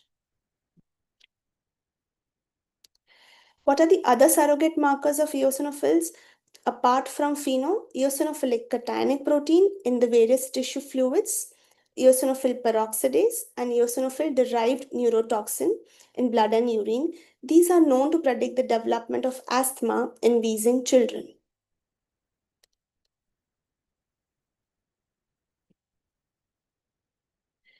The third case is of a 14-year-old boy who presents with recurrent vomiting and food sticking sensation in the throat for the past 6 months. He takes unusually long to finish meals, occasionally avoids solids and prefers softer liquids. There's no history of abdominal pain, and in the past, child was also suffering from eczema and allergic rhinitis. He's on treatment for the same. There's no history of food anaphylaxis or IgE-mediated food reactions. On examination, the child is a well-grown adolescent with normal BMI, no hepatosplenomegaly, no lymphadenopathy. Oral examination seems to be normal. The abdomen is soft and non-tender. So the initial workup was normal, whether hemoglobin was normal, total count was normal. Eosinophils, however, were raised. Total IgE was raised. Stool for occult blood was sent, which was negative, and a celiac screen was done for this patient, which was negative. The symptoms persisted despite 8-week trial of proton pump inhibitors, and hence this patient was referred to the gastro for upper GI endoscopy. The upper GI endoscopy showed multiple longitudinal furrows, multiple longitudinal furrows, and trachealization in the mid and distal esophagus, no ulcers or bleeding. And the biopsy of the same showed more than 25 eosinophils per high power field, basal cell hyperplasia, and microabscesses, which was consistent with the diagnosis of EOE or eosinophilic esophagitis, which is a chronic immune-mediated eosinophilic inflammation of the esophagus triggered by food allergens. So when do we suspect EOE in a patient? When there is food impaction, history of dysphagia, heartburn, or feeding difficulties in a child who has a history of atopy, when there's a poor response to proton pump inhibitors, and it often coexists with other allergic diseases. Diagnostic criteria are symptoms of esophageal dysfunction which this patient had, 15 or more eosinophils per high power field on the biopsy of the esophagus, and exclusion of other causes like GERD, celiac disease, or infection. So what is the role of eosinophilia in EOE? The absolute eosinophil count may be normal sometimes or mildly raised in 30% of the patients. Eosinophilic inflammation is localized to the esophagus rather than a systemic involvement. And then endoscopic features like we saw are rings, furrows, exudates, edema, or stricture. And most children do have an associated food sensitization, and aeroallergens can exacerbate this particular disease if untreated. What are the other eosinophilic GI diseases? Eosinophilic gastritis, wherein if 30 or more eosinophils are present in 5 high power fields, it is considered as a positive test. Eosinophilic gastroenteritis, wherein eosinophilic thresholds will vary according to the location of the part of the intestines. It's usually higher in the terminal ileum, cecum, and ascending colon as compared to the rest of the locations. In other diseases like celiac disease, chronic pancreatitis, and inflammatory bowel disease, eosinophils can be found in the blood as well as the tissues. The last case is of a 10-year-old girl who has fever, weight loss, abdominal distension for a month. There's no history of cough, no travel history, and no history of any drug intake. There's no similar issue in the past that the patient faced, and there was no family history of a similar disease. On examination, the child had pallor, firm hepatosplenomegaly, no rash or lymphadenopathy, and no wheeze. So when they sent out the test, the child had anemia, raised WBC counts, hypereosinophilia, normal renal and liver functions. The peripheral smear did not show any blast cells. Stool ova was negative. The chest X-ray came out to be normal. Hence, further testing was carried out for this patient, wherein the bone marrow was done, which showed eosinophilic hyperplasia with no blast cells. And a genetic test was carried out for F1P, FIP1L1 PDGF RA mutation, which came out to be negative. So this patient turned out to have idiopathic hypereosinophilic syndrome because even though there was hypereosinophilia, there was no genetic cause or there was no cause of any reactive hypereosinophilia which was deduced. We had seen this classification earlier, and now we are going to be able to differentiate these diseases based on the patient's symptoms and the testings that we do. So let us just discuss a little bit about hypereosinophilic syndrome and how it is investigated. We had discussed earlier that hypereosinophilic syndrome causes organ damage or dysfunction. So the main clinical manifestations of HES can be cutaneous, pulmonary, cardiac, neurological, digestive, arterial or venous thrombosis, and rheumatologic manifestations can also occur. One patient may not have all these things, but usually depending on the system that is involved, we should drive the diagnosis and the testing. So if it is a persistent unexplained HES, then we send vitamin B12 and serum tryptase. However, for cardiac and pulmonary involvement, we look for tissue eosinophilia in the form of abnormal echocardiography, troponin levels being high, HRCT chest showing abnormalities, or the BAL, the bronchoalveolar lavage showing eosinophils. We also look for clonal expansion of cells in patients who have abnormal peripheral blood smear. So we send a bone marrow aspirate and a biopsy. And in certain patients whom we suspect any clonal disease with a molecular basis, we do send cytogenetic testing with FISH technique or RT-PCR for gene mutations or gene fusions. And in patients in whom we suspect immunodeficiency, we send the immunoglobulin markers and lymphocyte subset evaluation. So we have to understand that HES requires a step ladder approach. This is given by the British guidelines of 2017, wherein if a patient has hypereosinophilic syndrome with organ damage and it is an emergency, we should start by giving the patient steroids. If it's not an emergency and there's no organ involvement, then we can go on to evaluate the causes. So if there's a reactive eosinophilia, then we try to deduce what is the cause, whether it is lymphocytic or it is having some underlying cause like parasitic infections or asthma or any other similar complaints, and we should treat that particular cause. If it turns out to be an idiopathic HES, then we treat the patients by corticosteroids, tyrosine kinase inhibitors, interferons, azathioprine, and HSCT, which is stem cell transplantation as well. If it turns out to be, or if we suspect a clonal expansion of cells, then we send out to test for which is the molecular target, whether it is a gene fusion where we saw in this patient we did carry out which was negative, or if it is any myeloid neoplasms, and we have to give appropriate treatment for whatever cause is deduced, whether primary, secondary, familial, or clonal expansion. So we'll see a few, maybe 2 or 3 slides on clonal eosinophilic disorders. The most common molecular defect here could be FI, P1L1, PDGFRA gene fusion. These disorders are usually identified by the FISH technique or RT-PCR. They are treated with tyrosine kinase inhibitors like imatinib, and usually a remission is seen in patients within 2 to 3 months. However, stem cell transplantation should be considered as the final resort of treatment. Treatment involves targeted therapies, some of which are already in use and some of which are under evaluation or under research, which targets IL-5, IL-5 receptor, TSLP, CD52 receptors on the eosinophils, prostaglandin D2s, Siglec, and IL-13. So I would like to conclude my presentation on hypereosinophilic investigations by saying that hypereosinophilia is a heterogeneous condition. Its diagnosis does not require a battery of tests, rather a targeted step ladder approach like we saw, just based on clinical context, exposure, and other history and organ involvement. The key here lies in recognizing the pattern, whether it is an allergic pattern, parasitic pattern, drug-induced, autoimmune, or neoplastic, and pursue the investigations accordingly, and it shouldn't be the other way around. However, the therapeutic challenge still persists in these disorders.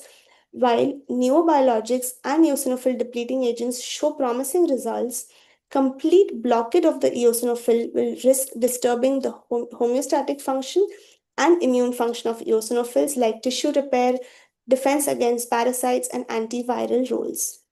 Therefore, the goal should be precision therapy and not blanket suppression of the eosinophils, which will suppress the eosinophil functions in turn. These are my references. Thank you for listening. Thank you. Thank you, Dr. Mosham, for simplifying a topic we often overthink. Just one question from my side. Eosinophilic counts fluctuate with infections, allergy, and geography. So in pediatric practice, what eosinophil level do you consider truly significant, enough to trigger a detailed workup? Okay, so like in my presentation, I said that it shouldn't be just the levels, but how the patient presents. As such, the levels of absolute eosinophil count more than 500 will warrant investigating the cause further, but the investigation bit should start with the history. Not all raised eosinophil counts require further testing, but all of them do require further history taking, and I think we'll be able to deduce the cause just by that. Apart from that, hypereosinophilia is definitely a cause that we need to investigate further, wherein the absolute eosinophil counts are more than 1500. So definitely, if the counts are more than 1500 and the patient is showing an organ damage, then we should rush with the treatment as well as the investigation in those patients. Just could you outline a practical stepwise approach for a suppose busy pediatrician who has got some reports of hypereosinophilia? So just practically, how we can approach? Okay. So first, again, the history is of utmost importance. Take the history of the patient and then try to correlate the eosinophilia levels. Whether they are high or very high doesn't matter, but the organ damage is of utmost importance. If it shows a specific organ involvement, say if the patient is coming with respiratory symptoms and has raised eosinophilia, then we try to evaluate if asthma is one of the causes, or if the patient has any genetic issues like cystic fibrosis, or if has any allergic rhinitis that we are overlooking, like a United Airway disease. If the patient is an older patient, then we need to find out if there is end organ involvement in the form of cardiac or respiratory involvement. So if there are infiltrates, if there are thrombosis, if there are joint involvements, then we go into the inflammatory markers. So there is no single step ladder, no single testing approach that has to be followed. It's actually with every patient who presents, we then set out to check what investigations need to be sent. Yeah, thank you. Thank you so much. Hope if there is any questions, you can ask to Dr. Masham. If not, then we can go ahead. Okay, I think there is no question. So finally, after covering all the laboratory diagnostics, we'll move forward with our next speaker, Dr. Krishna Mohan R, who will highlight on the power of a good allergy history and symptoms correlations. So Dr. Krishna Mohan needs no introduction. Sir is a leading pediatric allergist from Calicut. Sir is immediate past chairperson of IAP Allergy Sector. He has published multiple publications. He has authored multiple books. The session is for you, sir.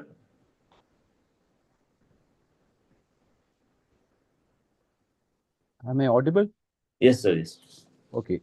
So at the outset, let me thank IAP Allergy and Applied Immunology chapter, especially my dear friend Dr. Neeraj Gupta for this wonderful opportunity. Congratulations, Allergy chapter, for this great initiative, a webinar series on allergy diagnosis alone. So in the next 15 minutes or so, I will be discussing on some of the basics of allergy, history and clinical examination. So far in the last three talks, you had a little bit complicated stuff, but here I am with a very simple basic thing, history and clinical examination. So as far as allergy is concerned, we have to, when we take the history, it is having a general approach of allergy history taking. And there are certain key points which are specific for allergy patients. And as in any other history and examination, there is the head to foot examination and general examination that also we will touch upon. So the allergy spectrum is very wide, starting from the atopic dermatitis, food allergy, and different manifestations of allergy in the different organ systems, including the fatal anaphylaxis. So allergy, we should remember, is a systemic immunologic dysfunction with local manifestations rather than a set of discrete autonomous symptoms. So history is the most important component of a management of allergy patient. So it is almost similar to a standard medical history. Hope all of you remember your postgraduate days when you started your history with a presenting complaint. You took the history of the presenting complaint, past history, the antenatal, natal, prenatal history, developmental history, dietary, family history, and all. So it is almost similar to the old pediatric history that we were taking during our postgraduate days.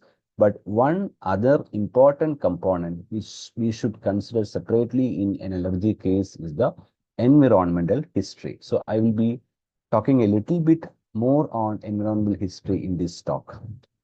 So starting with the age of onset is also very, very important because it may help you in identifying the allergen. we should remember that first sensitization in infants and small children are basically by the perennial indoor allergens. Dr. Vikram Patra discussed in detail regarding some of the allergens like house dust mite, mold and all. So in very small kids, the first sensitization will be basically by the perennial indoor allergens, whereas sensitization to the seasonal allergens like the pollens, it may take several years to develop. Hence, we should remember the seasonal allergens are less likely to be a significant trigger in infants. Coming to the presenting complaint. So there are different manifestations of allergic diseases, and we should always remember allergy is a term which is very loosely used by public. So for the patient, for any respiratory, cutaneous or GI symptoms, they may refer to allergies. For nowadays, allergy is used as a term to specify the things that we hate. Yeah, I'm allergic to that, allergic to like that. So we should be very careful when we take an allergy history. So the first question that you need to answer here is it allergy or not? So the history taking in an allergy involves determining the symptom complex and its relationship to the allergen exposure. So as we are discussing today regarding the allergy diagnostics, so this slide is very important. Never rely solely on skin prick test or specific IgE test. It should be only combined with a very detailed history. So it starts with the onset of symptoms, where you have to ask regarding what is the character of the symptom, how long it has been present, what is the frequency, and how severe the symptoms are. So all these things are very, very important. So another important point that we should ask specifically is whether it is an IgE mediated allergy or a non-IgE mediated allergy. So today, the first talk, Dr. Hima detailed very well regarding IgE and its manifestations, especially in conditions like food allergy. Differentiating between IgE versus non-IgE is very, very important. We should remember IgE mediated is nothing but our type 1 hypersensitivity reaction, and the non-IgE mediated can be any type of hypersensitivity. Like, can it be type 2, 3, or 4? So these are certain hallmark symptoms of type 1 hypersensitivity we should all remember. It can be involving any system. It can be cutaneous, respiratory, GI, or it can be a systemic manifestation like anaphylaxis. So it can be itching, urticaria, erythema, or the respiratory manifestations of the GI manifestations, or a very severe fatal anaphylaxis. The next question to answer, is there a consistent identifiable trigger? So that is very important. So coming to the triggering factors. So a triggering factor in allergy, it can either be an allergen or it can be an irritant. So the most important question that we need to prove is whether there is a temporal relation between the triggering factor and the development of symptoms. Another important thing is whether these symptoms are reproducible. For example, when you're seeing a case of food allergy, once when the child got a symptom of after taking a food, but again later when the same food is consumed, the child is getting the same symptoms. That is what is called the reproducibility. There are also certain cofactors. So these are certain factors which, when present, can trigger or exacerbate the symptoms of allergy. A perfect example for this is the food exercise induced anaphylaxis. So whenever that particular patient is taking a food and after that the child is doing some exercise, in the presence of exercise as a cofactor, the child is developing symptoms. So the cofactors can also be certain drugs like NSAIDs. It can be alcohol. Stress is a very, very important thing which we usually miss. Many times we may not think about stress as a cofactor, but in conditions like urticaria, atopic dermatitis, and even in asthma, if there is some stressful condition, the symptoms can be precipitated. Menstruation, due to the presence of certain hormones like the progesterone and estrogen, menstruation can also act as a cofactor. Coming to the next component of the history taking, the past medical history. So past medical history is very important because of this concept. Hope all of you are well versed with this concept of atopic march. It is nothing but the peculiar sequence in which an allergic disease is manifesting, starting with atopic dermatitis, later food allergies, then allergic rhinitis, and finally the lower respiratory manifestations of asthma. So, whenever you are getting any of these allergic conditions, it is important to ask whether there is concomitant other allergies. Like, for example, if you're getting an asthma, you should ask regarding the nasal symptoms. You should ask regarding the dermatological symptoms, especially in the infancy. That is the importance of past history. We should remember these allergic diseases can coexist in the same individual. Multiple allergic diseases can either occur concomitantly or sequentially. 78% or roughly 80% of asthmatics have allergic rhinitis, and around 40% of allergic rhinitis patients have asthma. And 75% of atopic dermatitis get allergic rhinitis. So it is very important that we should specifically ask regarding these concomitant diseases. Also, there are certain disease conditions like autoimmune diseases or autoimmune thyroid conditions, etc., which can present with the allergy disease-like manifestations. The very important example for this is chronic urticaria. Okay, we should also ask regarding the past history of surgeries, because the patient who has developed anaphylaxis in a surgery table, he may be having a past history of latex allergy, otitis media, sinusitis, all this history you have to take. Now coming to a very, very important component, personal and family history. We usually say allergies run in families. So we have to take a very detailed history. So this is one article which dealt with the importance of genetics in asthma. So what they have demonstrated is that if there is one parent who is having allergy, the recurrence risk is around 25%. Whereas if there are two parents who are having a relative with asthma, then the recurrence risk is 50%. So the take home point is that genetics as well as epigenetics, both of these are extremely important when we are dealing with allergic diseases. Now coming to the most important part, as I already told, environmental history. So this is one entity which we have to take separately. We have to give more importance whenever we are dealing with an allergic patient. So we should get the details where the patient is living, where there is a recent change of stay, all these things. What is the type of house? What is the type of flooring? Are there carpets used? Are there heavy curtains used? And how they are cleaning, whether they are dry mopping or wet mopping. What is the type of bedding which is used? So we discussed today regarding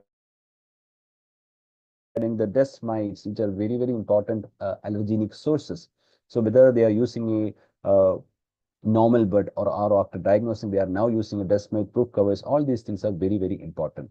Are there any factors which increase the chance of development of these allergens? Like if there is an increased humidity, there may be an increase in the levels of the house dust mites as well as the mold. So that history also we have to ask. Tobacco exposure, I have kept it in bold because it is a very, very important component of allergy history taking. What we usually say is that whatever measures that you do, whichever medicine you're giving, whichever laboratory test you're doing, but if the smoking exposure, let it be a first-hand smoke or a second-hand smoke or a third-hand smoke, if it is persisting, the patient may not improve. So it is not only that the patients develop the symptoms in their childhood, but we should also remember if there is a smoking parent, if it is a mother or a father who is smoking, the next generation, even the fetus may be involved, will be affected with the adverse effects of smoking.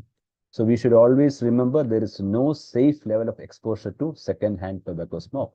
There is another entity which is called as the third-hand tobacco smoke. This is also important. It is nothing but the residual nicotine and other chemicals in the tobacco smoke which may get deposited and persist on various indoor surfaces. So that itself is more than enough to produce the symptoms in a patient who is having the allergic diseases.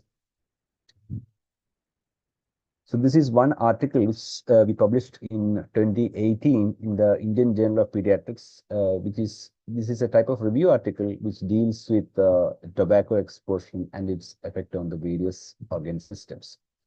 So coming back to the environmental history, we should also ask regarding the type of cooking how the patient is using, whether they are using a gas stove or an induction cooker, or whether the patient is using a wood burning stove. These points are very, very important because that itself can act as a trigger, both as an irritant as well as causing increased air pollution. So biomass fuels, because they are important sources of the particulate matter, carbon monoxide, sulfur dioxide, nitrogen dioxide, and formaldehyde. So they are very, very important sources of triggering the allergic symptoms.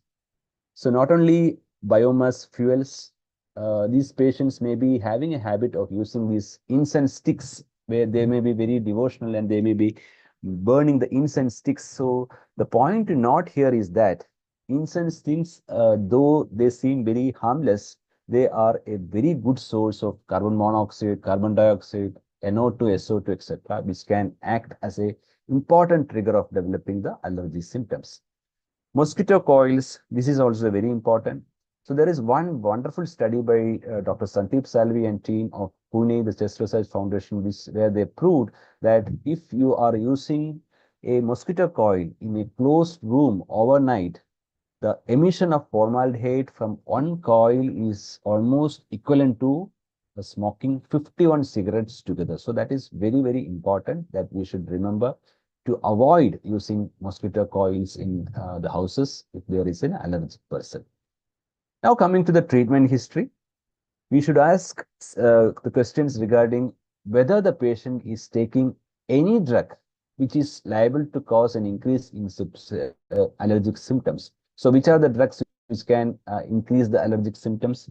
AC inhibitors. They can lead to the elevated bradykinin levels, especially it can lead to urticaria-like symptoms. NSAIDs, due to the inhibition of the COX, it can cause an imbalance of the pro versus anti-inflammatory mechanisms, and it can lead to a development of allergy symptoms. Beta blockers are also very important drugs, which when taken can increase the allergy symptoms. That is why we tell the patient not to take a beta blocker when they are doing any skin prick testing. He should be avoiding the beta blockers when they are on we're going to do the skin prick testing and all.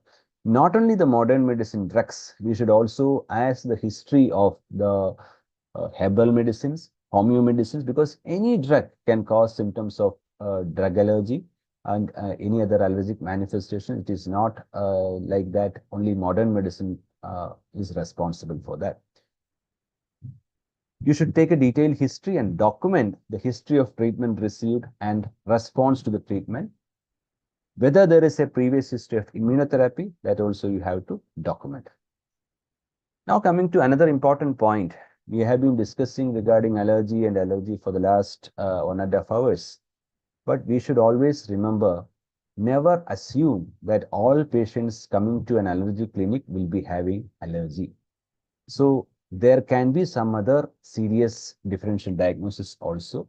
So primary immunodeficiency is one condition which can often be misdiagnosed as allergy because they may be presenting with recurrent skin itching and skin manifestations. They may be presenting as recurrent respiratory infections, whether you may treat as a asthma case. So until and unless you ask some specific questions and you take some specific history, there is a chance that you may miss the primary immunodeficiency. So this is the Jeffrey Model Foundation criteria, which will help you not to miss a primary immunodeficiency. There are 10 different warning signs which they have given. I'm not going into the details, but you should remember only this. If there are 2 or more of the warning signs, it is an indication that the child may be having some primary immunodeficiency. It can be 8 or more new ear infections or sinus infections or pneumonias. So they have given very clear-cut warning signs, and if 2 or more of the warning signs are present, it can be an indication. Sometimes this may be a little bit difficult to follow in our clinical practice. So this is a very easy thing that you can remember in our day-to-day practice. This is nothing but SPUR, which is a short form of whenever you're getting a severe infection, unusually severe infection, whenever you're getting a persistent infection, when you're getting unusual sites or unusual organisms, and whenever the symptoms are recurrent and recalcitrant, you should have a suspicion in your bottom of mind that it can be due to a primary immunodeficiency. So that is regarding the history part. Now coming to the second part of the presentation, examination. So examination also, it is almost like any other disease coming to you. You have to do a proper examination, starting with the general examination. You have to record the height and weight of the patient. You have to record the vitals, the pulse rate and BP of the patient, because sometimes these patients, if they are on, they are having, for example, if there is a case of a very difficult asthma who is improperly managed, there is a possibility that the child is having a failure to thrive. So recording the height and weight is very important. So it can be due to a very severe asthma. So it can also help you to not to miss some other serious conditions like cystic fibrosis or primary ciliary dyskinesia, because such patients will be definitely having a failure to thrive. So that may be a clue regarding the differential diagnosis. Now coming to the head to foot examination, when the patient is coming to you, then itself you should just have an inspection of this patient. They may be coming with a kerchief, they may be always sneezing, his eyes may be red. Sometimes the patient may be showing the facial expressions like what is called as the facial grimacing. That is actually a compensatory measure which patients do in response to the nasal itching. So all these things will give you a clue that the patient is having some sort of allergic disease. Now coming to the head to foot examination, starting from the eyes, what you can see on the right side is nothing but the allergic shyness. Allergic shyness is nothing but a blackish discoloration of eye, and there you can also see the Denny Morgan folds. So what is Denny Morgan folds? So 1 minute. So Denny Morgan fold is nothing but the extra infralabial fold. So both these conditions are basically due to venous congestion. So allergic shyness is nothing but the lower lid edema and the darkest discoloration.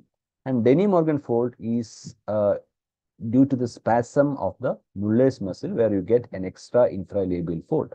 So this is another sign which is called the Haddock sign, which is nothing but a decrease in the lateral eyebrows, which is usually found in severe atopic dermatitis, and it is due to the chronic scratching.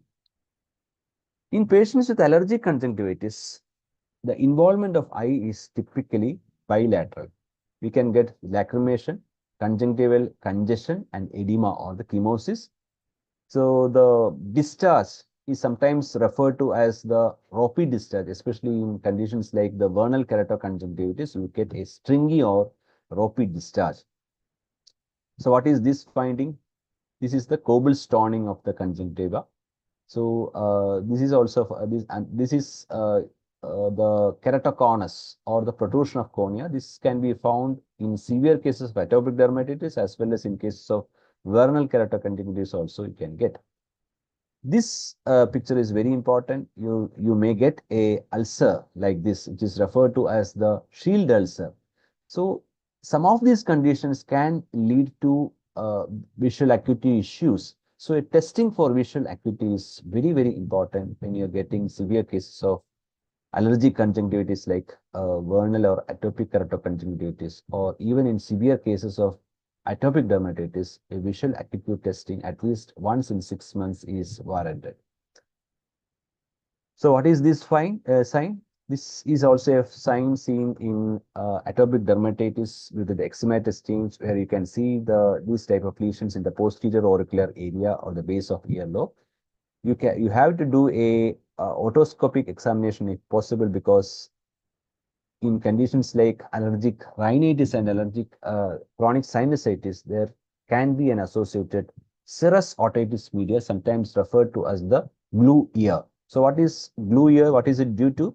It is nothing but a nasopharyngeal edema around the eustachian tube, which cause the dysfunction of the eustachian tube, and it can lead to the accumulation of serous non-infected fluid in the middle ear space. So that is what is called as the serous otitis media. So that is a very common finding in cases of severe allergic rhinitis and adenoiditis, as well as in sinusitis. So you have to specifically look for this. What about the nasal mucosa? The nasal mucosa in an allergic rhinitis is classically described as pale to purple, whereas if you are seeing an infectious rhinitis, like a very common cold, you may get a red-colored mucus, which is referred to as the beefy red mucosa. So in allergic rhinitis, it is pale to purple. So these are some of the other findings which you can see in the nose. This is the typical allergic salute, which is done to relieve the obstruction. This is a transverse crease which you can get over the nose. This is also another feature of allergic rhinitis. You have to do a nasal examination using a speculum, where sometimes you may get nasal polyps like this. So whenever you are getting nasal polyps, you have to think about not only allergics, you have to think about conditions like cystic fibrosis also, and conditions like allergic fungal rhinosinusitis also. So what is the reason of this hypertrophy of these organs like tonsils and adenoids? It is the same mechanism which led to the inflammation of the turbinates, the inflammatory mediators. So inflammatory mediators in the nasal secretions, when they flow posteriorly, they can affect the lymphatic tissue in the oropharyngeal region. Tonsils may get hypertrophied, adenoid will get hypertrophied. So you have to examine for that. So what is this picture showing? This is nothing but a typical adenoid facies, where you will get a long, narrow face, a narrow upturned nose, the open mouth with the exposure of the upper incisors, and a recessed lower jaw. So this is the typical adenoid facies. This is another important finding which is characteristically seen in allergic patients. This is called the cobblestone pharynx. This is also due to a hypertrophy of the submucosal pharyngeal lymphoid tissue. These are some of the findings which you get in contact dermatitis. So this is due to the constant irritation caused by the constant licking around the lips, which is called as the lip lickers dermatitis. You also have to examine the chest. There may be, for example, if this is an asthma case, that you can get an rhonchi. Sometimes there may be an associated secondary infections. You have to look for capitations. Chest, are there any deformities? You have to look for the hepatosplenomegaly also. So what is this? This is a case of urticaria, where you can see a giant urticaria lesions. This is a case of angioedema. So what is the basic difference between urticaria and angioedema? Angioedema and urticaria are almost having the same mechanism, but angioedema is a little bit deeper, whereas urticaria is superficial. So these are some of the findings which you may get in atopic dermatitis. So atopic dermatitis is one condition where you may get different types of lesions based upon the age of presentation. For example, when you are seeing a case of atopic dermatitis in infancy, in less than 2 years, it will be more involving the face and cheeks and the extensor aspects. Whereas when you come to the childhood phase of atopic dermatitis, it will be more involving the flexural aspects. And when you are reaching the adult phase, that is beyond 12 years, when you're seeing, you can see the typical lichenification of it is due to the constant, long-standing itching and the chronic history. It can lead to the thickening of the skin, which is called as a lichenification. So these are some of other findings can be seen in atopic dermatitis patient. So this is nothing but hyperlinearity of the palms, which you can see, and this is the foot eczema, which can be associated with the atopic dermatitis. So what is this? Very commonly seen condition. This is a irritant contact dermatitis, which is often referred to as the diaper dermatitis. This is also another case of contact dermatitis, which is caused by footwear, the feet dermatitis. So this allergic contact dermatitis, depending upon the site where it is involved, it can be classified Like this is a hand dermatitis. This is a feet dermatitis where you can see the stapple, the components of the chapel is producing. This is another case of hand dermatitis. So this is a case of toilet seat dermatitis. So depending upon the site and the type of symptoms they're having, we can differentiate the different types of allergic contact dermatitis.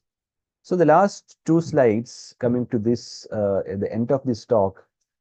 So as I already told, we should never brand all cases coming to you as allergy alone. There can be some other sinister diagnosis also. So you have to specifically look for the various characteristic features of the primary immune deficiency disorders. You have to remember this. I'm not going into the details of this, but there can be different associated characteristic features. For example, when you are getting a Digeorge syndrome, you can get a dysmorphic facial features.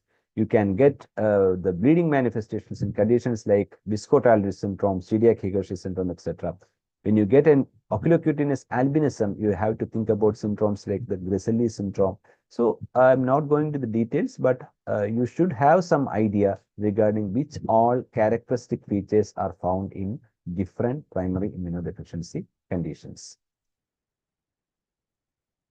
So finally, you also have to do a complete systemic examination, looking for findings like cyanosis, clubbing, look for murmurs, noisy breathing, etc. So this is the last slide. So the take-home message is a good history and targeted clinical examination is the most important. Skin and other laboratory tests, the skin prick testing and other laboratory tests will give you only supportive evidence to clinical diagnosis. We should always remember they should be aware of the wide range of differential diagnosis in allergology. Always make an attempt to rule out weeks. So thank you so much for your patient listening. If you have any doubts, we can discuss. Thank you. Thank you, Dr. Krishna. Thank you. For reminding us that even in the era of molecular diagnostics, history remains the foundation of allergy diagnosis. So the session is open for discussion. If any questions are there, you can definitely ask. And already time is also running out. So if there is no questions, we can wrap up all the sessions. And before going to wrap up all the sessions, I want to congratulate all the faculties for excellent delivery of their speeches, and hope everything will whoever has attended got benefited from your lectures. Before concluding the sessions, I want to hand over the session to our honorable chairperson, Dr. Neeraj Gupta sir.